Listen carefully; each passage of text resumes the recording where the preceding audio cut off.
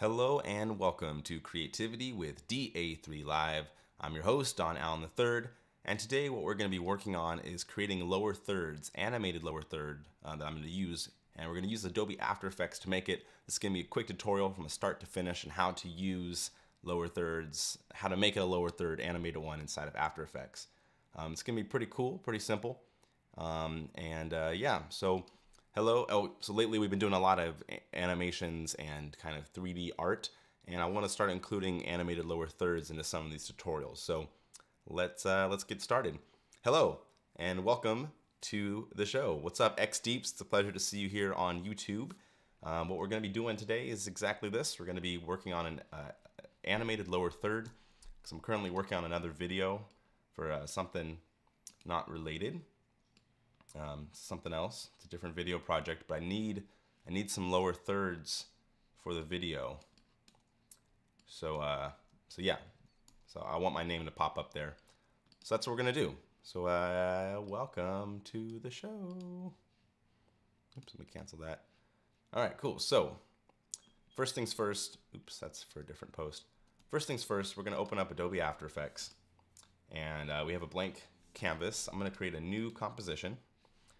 For me, I'm going to be working in 4K, so I'm going to use width of this much by this much, and we can go ahead and lock it. I want it to be 24 frames per second, and the background is black for now. Hit OK. Cool. The next thing I want to have on here is this grid.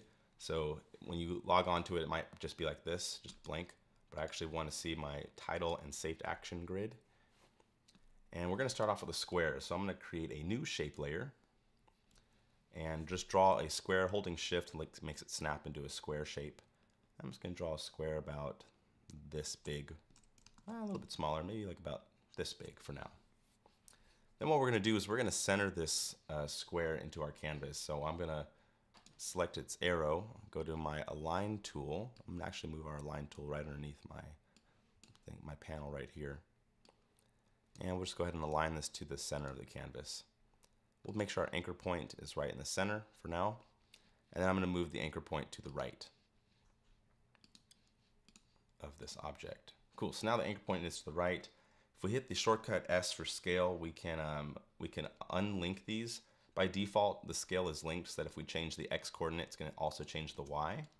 But I actually want to just change the X coordinate. So I'm going to unlink it. And now we have this kind of opening here. So I'm going to start off and go with it unlinked. We're going to start at 0%. And then after about 10 frames, let's go up to 100%. And oh, we forgot to set a keyframe. So hit the stopwatch to set a keyframe. And so here's our keyframes for scale. So I set a keyframe. And then we'll go about 5-10 frames into the future, set another keyframe. On the first keyframe, we'll make it at 0%, and so it's just going to be this. So that's really slow and boring right now. I'm actually going to speed that up. Let's maybe have it be about that fast. Okay, so that's kind of just like a nice little wipe. Then we can ease into it. So the shortcut, you could right-click on it and choose Keyframe Assistant and do an easy ease, or just hit F9 on the keyboard if you're on a PC. I'm using a plugin called Motion 2, which kind of helps me speed up this process, so I'm just going to do that. So now it's going to kind of ease in, ease out. I'm actually going to loop our animation right here, so kind of just get this little thing. Let me check on YouTube real quick. Oh yeah, I definitely use After Effects. I would say After Effects is the program I use 90% of my time. No, 80% of my time I'm in After Effects. Okay, cool. So we have this white square on this 4K monitor just appearing. These are my brand colors that I'm going to use for my thing. So I'm going to duplicate this. And on this duplicate version, I'm going to fill the first color with pink. This pink that I have. Wait, why is it doing that? Huh, that was weird. Let me see. Not sure why it wasn't doing that. Okay, let's try that again.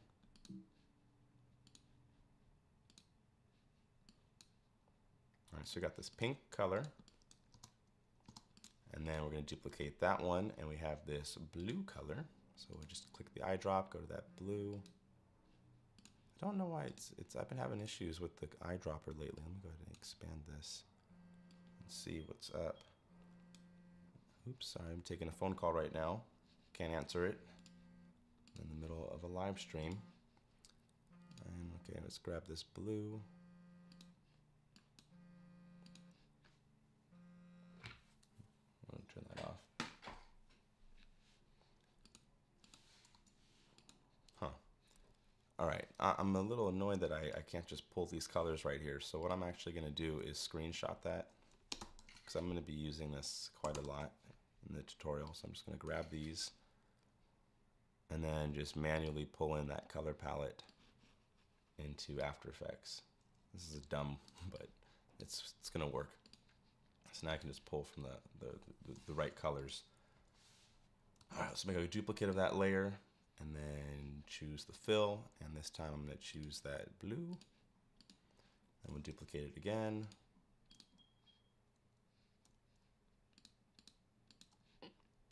Duplicate the blue, and then we're gonna grab that yellow color. Okay, cool, so that's pretty much all I needed that for. So now all three of these are lined up at the exact same time, and we're only seeing that yellow one because they're all lined up at the exact same time. But if we zoom into our zone right here, we can offset these by a couple frames. So maybe have the next one start 3 frames in, the next one starts another 3 frames in.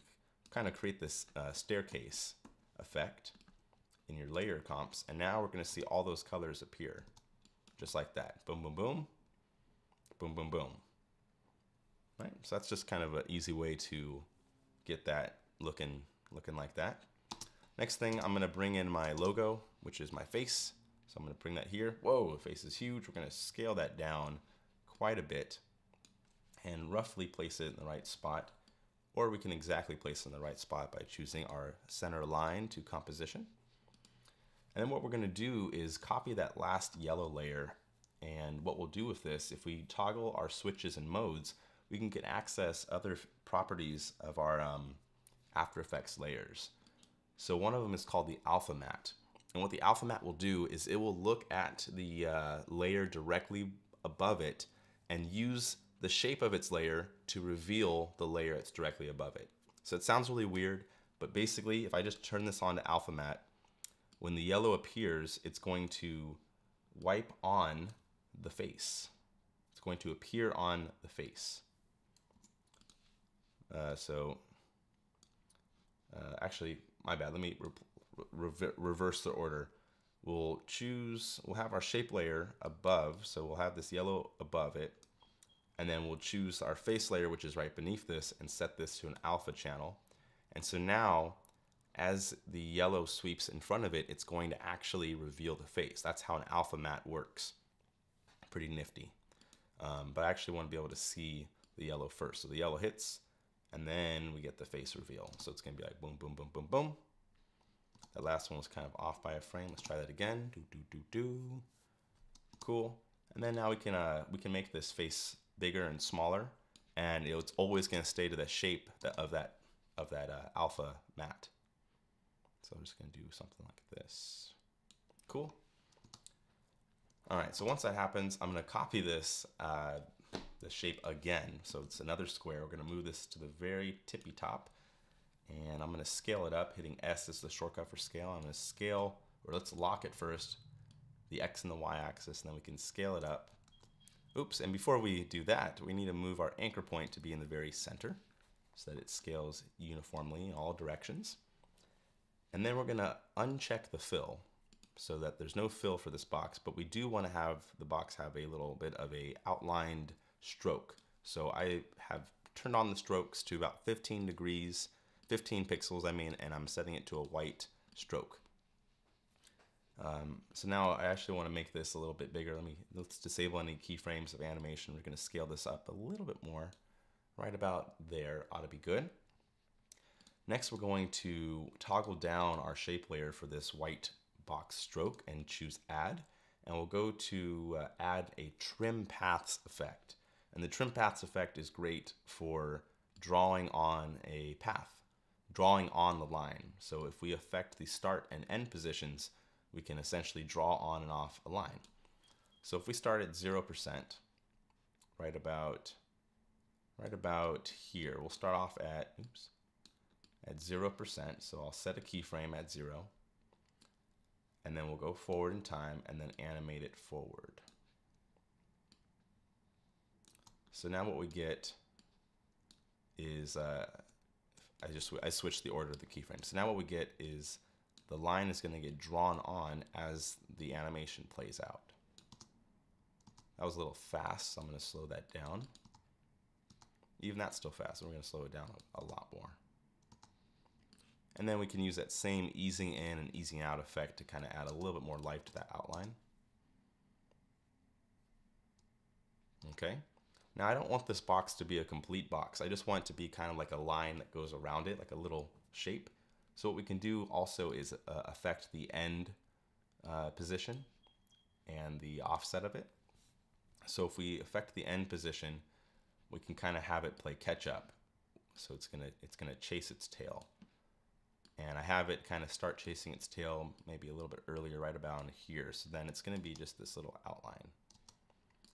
And we'll do the same effect and have the easing occur to those as well. So there you go. So now I kind of have this little snake thing almost going around your image. Let me just check on YouTube real quick. My height, I think, I only know it in feet. I'm 5'10". So we have this little outline here going around our thing now.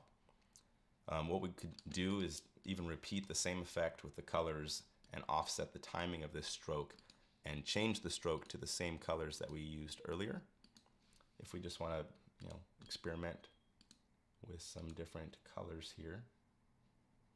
So I guess I do need to bring in my color palette again because the layer, for some reason, I can't remember it. Go ahead and bring that right there.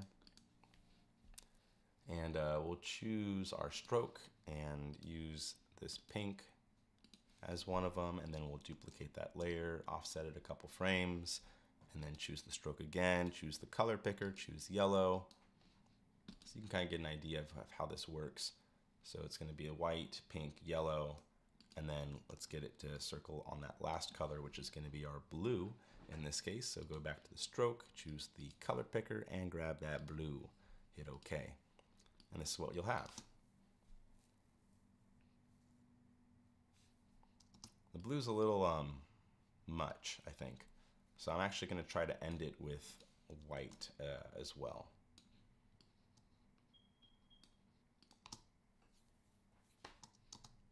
All right, cool. So we got this thing, it's drawn on, we get these colors, boom, boom, boom. Let's save what we have real quick.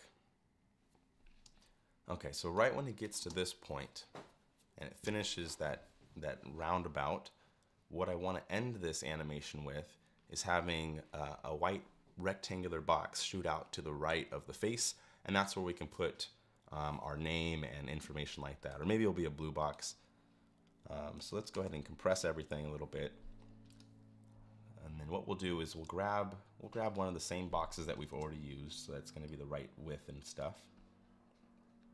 And I'm going to rotate this 180 degrees so that it's pointing the other way.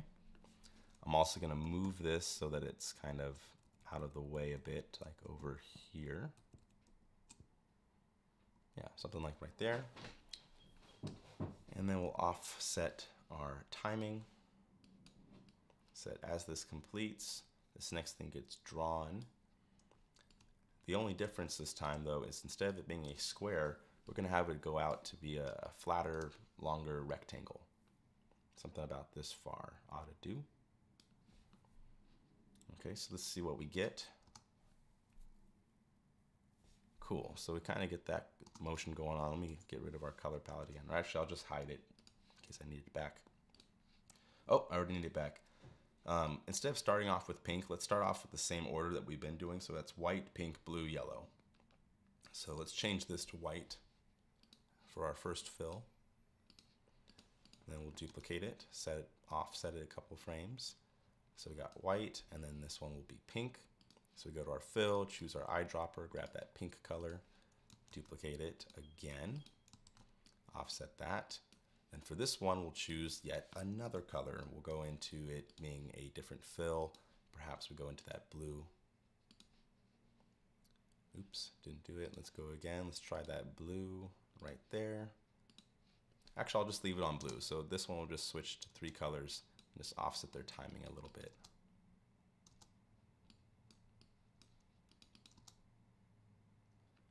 Okay, cool. So we get these colorful things. Next, what I want to do is have this colorful stroke occur around that shape as well. So I'm going to duplicate that last one and come up and move it above our layers, offset the timing so it's a little bit later, about 4 frames in. And what we'll do with this one is, instead of it being a square, we're going to have this become a rectangle that outlines that box. Or actually, scratch that. We won't go with the rectangle. Let me go to the contents and delete the rectangle actually entirely. And instead, we'll go into our pen tool and just draw a line from left to right that is about the width of our shape. And we get this effect here where the line kind of shoots backwards. I actually want the line to perhaps go the other way. So what we'll do is we'll look at our keyframes and we'll just flip them so that it ends the way that it's starting. And this should flip it the other direction. Cool, so that kind of flips it the other way. And I'll set this one, we're gonna need to move it up a little bit too. So I'm just gonna adjust that position a little hair or two. Just adjusting the position a little bit. There we go. So now those are lined up. And then we can get this motion right here.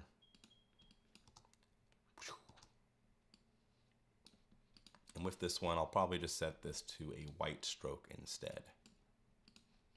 And then we'll duplicate it. Put another copy, thin this one out. This one will do a stroke of 6 units. I don't know, the pixels, I guess. And we'll offset our timing so it starts a little bit later. Cool, so now we got this. Wonderful. I noticed that these are actually starting, or they're ending a little too late or too early, so I'm gonna make sure that these align better with their end positions. Okay, let's hide our color palette. See what we get. Cool. Let's save what we have. All right, so we go to that, opens that. Cool, I like this. Final thing I need to do is put my name in there and maybe some social media icons. So in this case, we'll just put in my name, go to a new text layer, and we'll type in a name or a hashtag, whatever you want.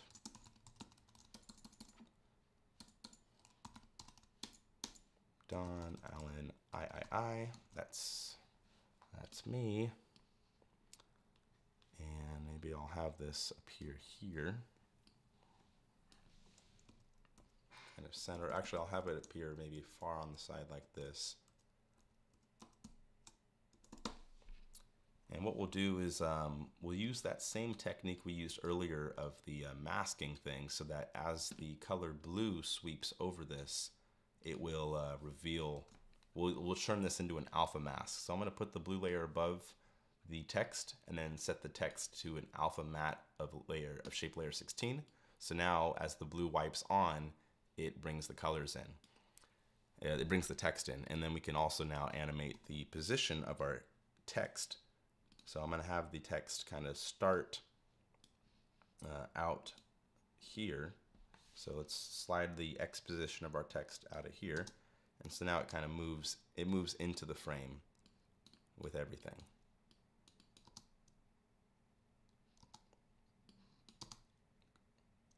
It's a little slow. Let me speed it up a tad.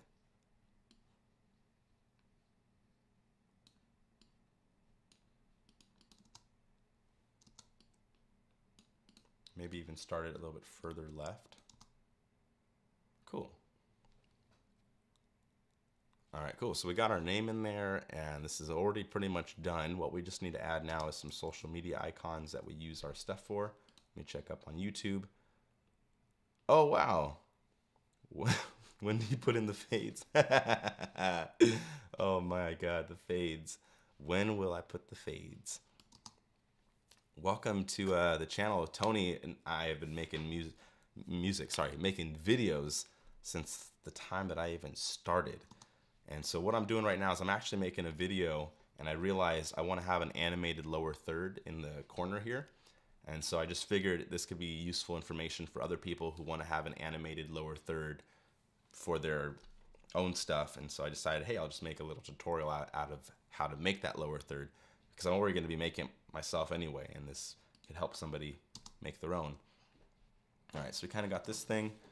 So I use that name at Don Allen III for lots of stuff, actually. So just to give an example, here's this is an animation that I use to start a lot of my videos. It's the creativity with DA3 live thing. So I use this a lot. So here's it in full speed. And so this kind of gives you an idea, like these are the colors that we're using. These are the kind of the fonts that I like to kind of play with. Yeah, so I'm gonna bring in that yellow burst and copy it. I used it in a different video. I'm gonna see if I can bring it back into this thing or incorporate it in some way. So maybe right about here, it can pop in with the, it can pop in not with my face, but rather, oops, not that one. Let's slide this over here to the side. Okay, we can't move this position. I've had this issue before as well. Where is that? Oh, the effects controller. Let's have the global position change to be right about there.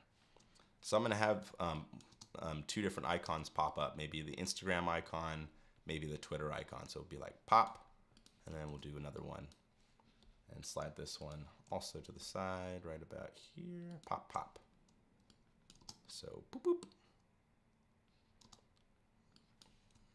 Cool. Let's find a black and white version of the Instagram logo. So I'm just going to go onto Google Images. This is the service I use to stream the. Let's do Instagram logo transparent. We can always make a transparent logo of Instagram, but it would just be so much easier if we can just find that. Okay, perfect. So there's this this one, and then there's this one. They're the inverse of each other. Which one will be easier to work with? Oh wow, so that one's just solid black, nice. That one, okay. So let's try this one first. I'm just gonna drag it onto the desktop, and then let's see if there's a Twitter logo transparent. So let's go TWITTER. Oops. Can't type. Twitter. TWITTER. Twitter logo. Twitter logo transparent. So why is it so complicated to type? Twitter logo transparent. I mean, you could. Okay, here we go. Great. That one's a little bit low. It's a little bit low resolution. Let me see if there's any larger ones. PNG format, maybe. There we go. There it is. All right, cool. So let's grab that Twitter logo. Bring it up here as well. So we got a Twitter logo, Instagram logo. Let's go back into Adobe After Effects, and we'll have the two logos appear with those two pops. So let's bring those assets back in. I'm going to grab the PNGs and drag them into After Effects. So we have I'm on Instagram more seriously, so I'm going to start off with the Instagram logo. By default, it's going to be a very large image, but these are PNGs, so we can scale them down to any size. So let's go ahead and scale down our Instagram logo and just manually position it where it should be. And then let's grab our Twitter logo. I mean, I guess, do I use Twitter enough to put it up on here? A little bit. The Twitter logo's here. Oh, that's not the Twitter logo. My bad. This is the Twitter logo. Let's place that right there. Scale it down. So I'm actually going to, since these are black icons, I'm actually going to change their color, make them white icons. So we just kind of flip that around. And I might even need to make my name a little bit smaller, but no problem. We're inside of After Effects where anything is possible. So we can just go out and go to our character and just kind of change the font size. No problems, right? And then since these are these, I'm going to inverse them. So I think the shortcut is Command I. Oh, no, that's for Photoshop. That's import in After Effects. So if we want to invert these colors, we have to go to an effect and preset called invert. And it's going to change the channel colors. So let's just invert the Twitter logo, and then we'll invert the Instagram logo. And voila. So now they appear, boom, boom, poof, poof. I think my name is a little bit too far in. I'm going to have it kind of come to the side. And then we'll also move our image up. Let's go ahead and take a look at Instagram or YouTube Live real quick. When will I put in the fades? Cool. All right, so last but not least, I'm going to scale up the size of these icons just a little bit. So Instagram's a little bit bigger, and then the Twitter is also a little bit bigger. So let's go to our scale here, right about there. And then I'm also going to change its position. I want that one to be right about there, which means we'll also need to adjust our burst position to be aligned right there as well. Cool. And then finally, I want to actually animate those icons on instead of them just like popping into existence. So what I'm going to do is just change their scale, maybe their rotation. So let's start off with their scale, set a keyframe, go forward about 1, 2, 3 frames or something, and set the scale again. And then we'll start off at 0% for this Instagram logo, and then it goes to 18%. And then for the next one, we'll do the same thing. So we'll have the scale start, then it goes 1, 2, 3 frames later. The scale will stop at that height, and we'll start off at 0%, and it scales up. Cool. And then just to add a little bit more life to this, I'm going to select all those keyframes with the scale and add a little bit of a bouncing action so that after they scale, they kind of wobble into place or something.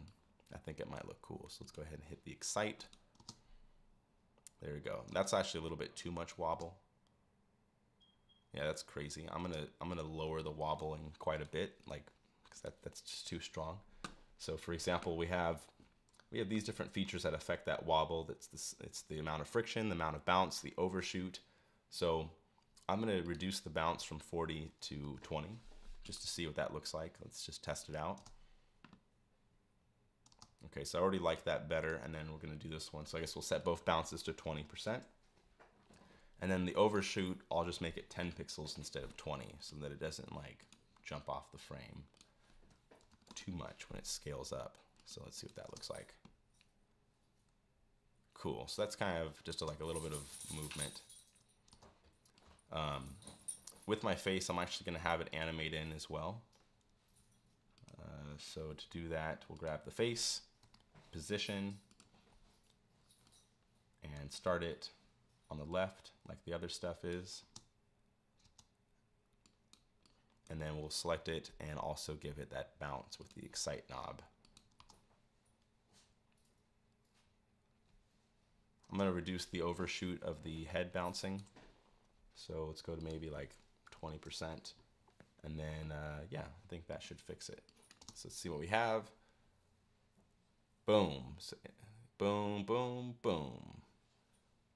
Cool. All right, I think this will work for my lower thirds. I'm just trying to see if there's any issues that I have with this. Looks very Twittery because that blue is very much the Twitter color. But I guess that's okay. Another idea is, what if these two things here weren't there, but rather were inside of that box to keep everything the same size? So let's assign these to a null object, and then with them applied to a null, we can move just the null object and it will move just them. So what that did, or what I was hoping it would do, is look cool. Let's see. So now it's all contained inside of that box. I don't know. Maybe.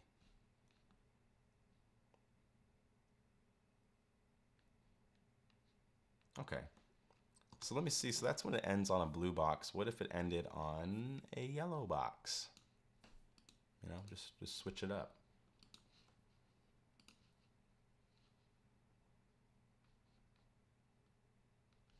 Or actually, you know what we can do?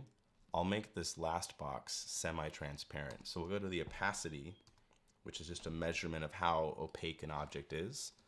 And let's set it to 50%. Oh, but there's all these other colors underneath it. So it's gonna just look blue when the pink is 50%. Weird, so that turned purple. Yeah, it happens. What we'll do instead then is we'll go to the opacity of all of these things and set them as, to 50% of their color as well. And if we turn off our black background, we're left with this. So we can kind of see through it. Maybe we shouldn't do that 50% thing. Let's go back to 100% color. Boom, boom, boom, boom, boom.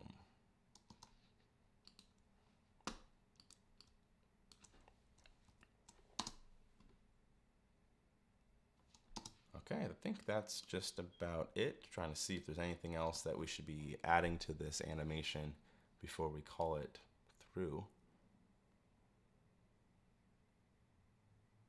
Oh, I guess we need to have it collapse on itself or something. You know, like these don't stay on screen. Or maybe I should include my title underneath it.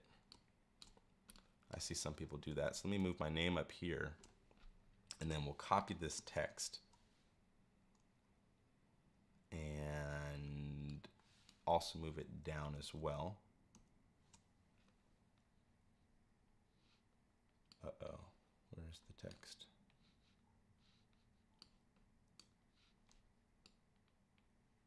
I don't see the text anywhere. Okay, whatever. We'll delete that text then. And I'll just have my title fade in there. What is my title? What do I do? Do I say this is for motion design? Let's just check my website real quick on alanthird.com. What do I say on there? My About Me section.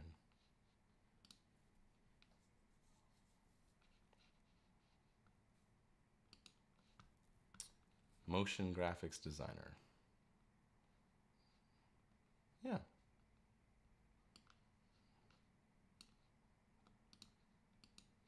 Okay, I'll just do that.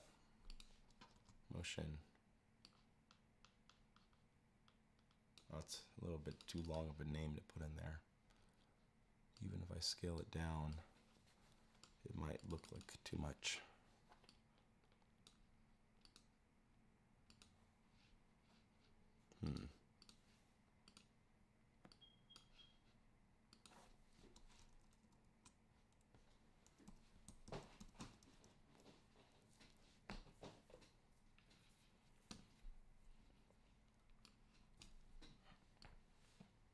Alright, so we'll have it go here, and then right about there, we'll have it fade in from 0 to 100% opacity over 5 frames. And then I guess that gives us a little bit more space to move our name back down.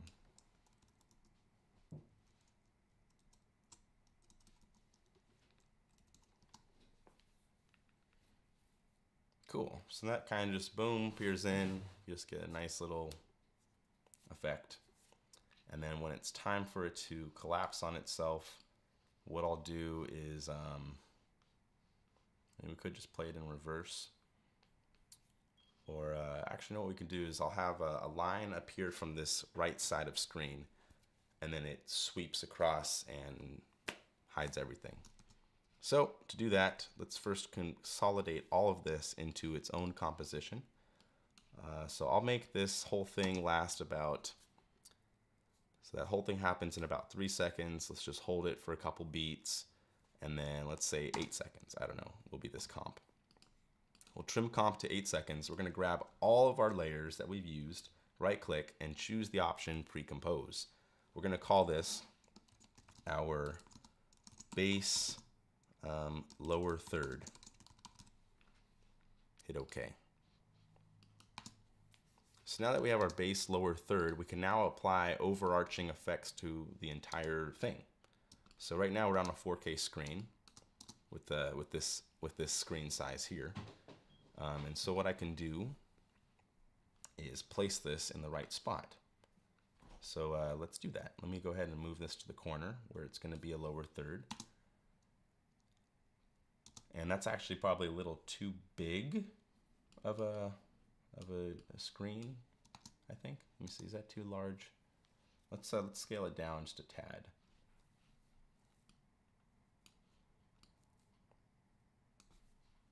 All right, so let's see what this lower third looks like over here.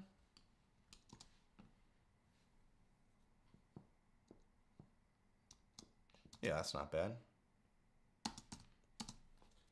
So that appears, it does its thing. We got a little bit of color, a little bit of pop. And then when it's time for this to leave the frame, what we're going to start off with is a line that scales up in both directions, and then it's going to sweep across to hide the entire thing. So let's create a new shape layer, and let's go ahead and zoom in.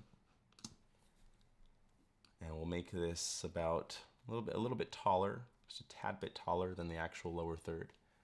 And we're going to remove the stroke from it. So it's actually just going to be a solid rectangle. And what we're going to do is make sure that its anchor point is square in the center. And if we go to our scale tool, we're going to turn off the link scaling, so I just want it to only scale in the y-axis. So we'll have it start off from about 0%. Actually, first of all, let's decide when do we want this to end the animation. So it's up on screen, they can read it, and then right about here is when we should have it start to hide.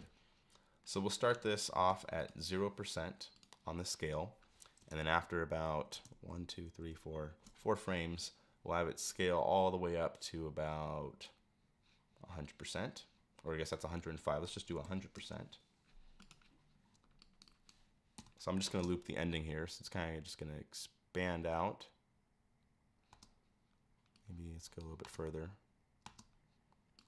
Maybe we can add a little bit of easing into that motion so that it kind of just shoots up, maybe over a slightly longer time.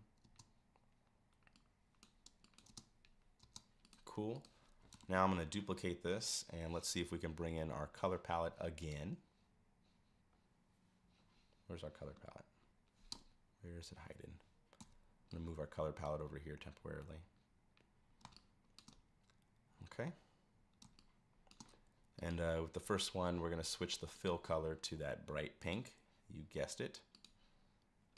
And I'm also going to change this to a final quality so that it stops doing that resolution drop thing. We'll duplicate that layer again, and then we'll grab another fill. We'll grab this yellow. So what's going to happen now if we offset this timing is we're going to first see a blue bar appear, then a pink bar, and then this yellow bar. Or maybe we should start off with a white bar first. So I'm actually going to do the white bar first. So we'll make this one just a plain white opacity. All right, cool. So it's going to be a white bar, blue bar, pink bar, yellow bar. Then that entity, that last one, that yellow bar, is going to sweep across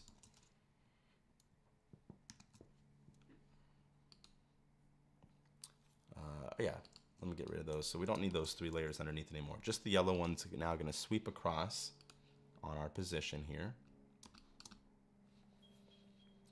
And it's going to sweep all the way across to the other side of our lower third.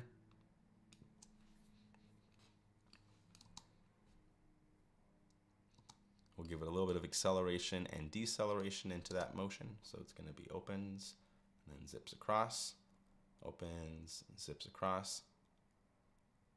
And when it zips across, we're going to have it hide away our layer.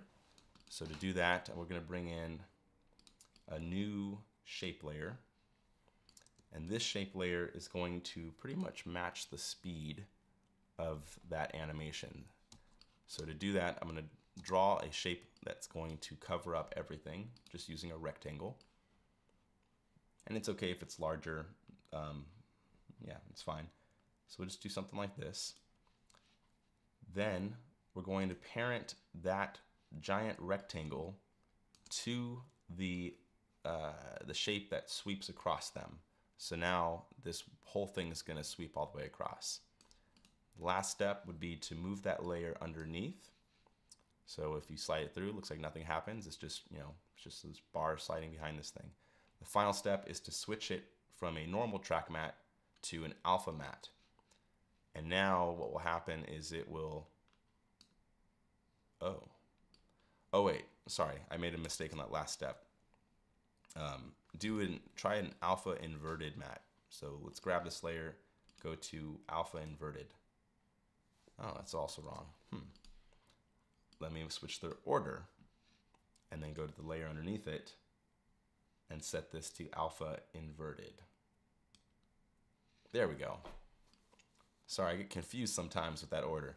And so now the animation is pretty much done. We'll have it start off, it opens up, stays on there on the screen for a few seconds, and then when it's time to go, this thing appears and sweeps it off. So that's the technique. I think the last thing to do is when it reaches this final endpoint here is to squash the size of this thing. So we'll go to our scale one more time and literally have it copy its last scale position to go back to 0%. Oh, that's weird. Cool. Yeah, so it goes up to there and then we don't see it anymore. So it just zips across, closes. Easy peasy. Cool, so I think that's it. We made a lower third. Let me just hide our, we don't need that color palette there anymore. And let's just see what it looks like on a 4K thing.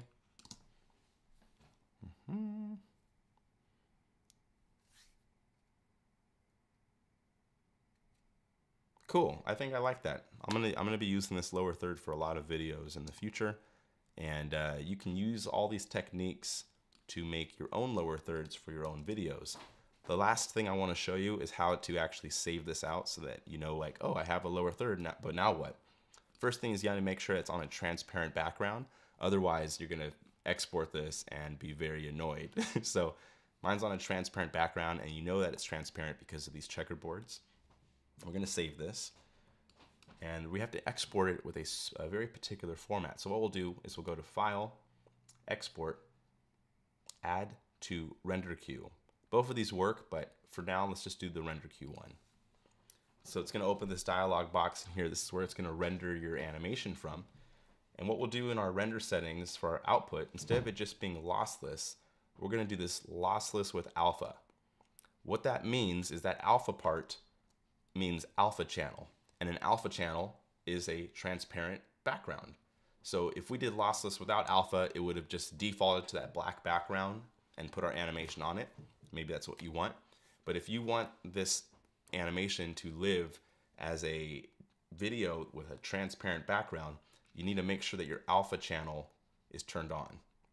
Okay, so we got our lossless with alpha. Next thing is just choose a place to save it to. So it's not yet specified. We click that button so that we can say, hey, I want to save this to a certain spot.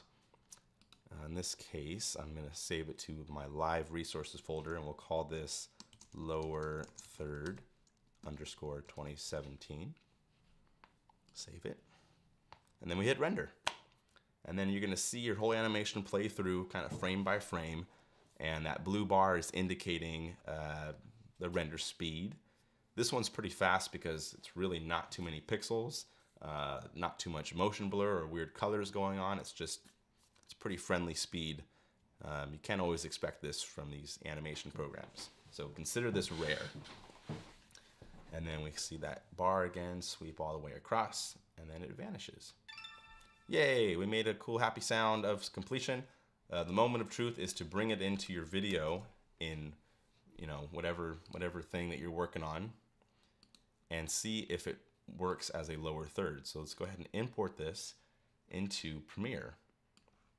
And if we go to the very beginning of our video, I want to make sure, let's go ahead and set this to fit 100% and drag our lower third as a new layer above. And let's see what happens. Yay! Perfect. Okay, so that's it. It's done. That is how you make a lower third inside of Adobe After Effects. I really do hope that this was helpful information for those that were watching. Thank you, Matt Williamson and Anthony Lewis, for sticking around. Yeah, that was, oops. Our goal was to, wait, I lost something. Oh, there's all these weird screens. Okay, I can't find it right now, but our goal was to, sorry, I clicked all these wrong buttons. Our goal was to make an animated, you know, lower thirds in After Effects, and it's not too hard to do.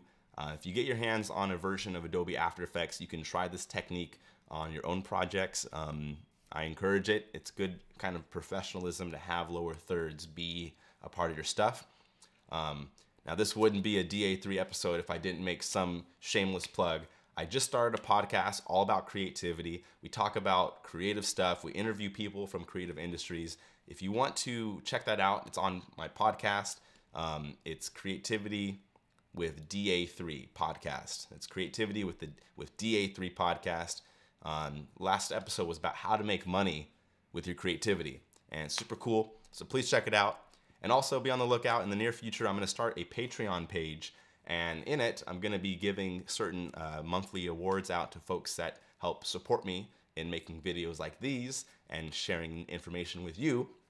Some of those perks are backgrounds like this. I'll give you these super high resolution backgrounds. Maybe instead of it saying slime, it could say your name.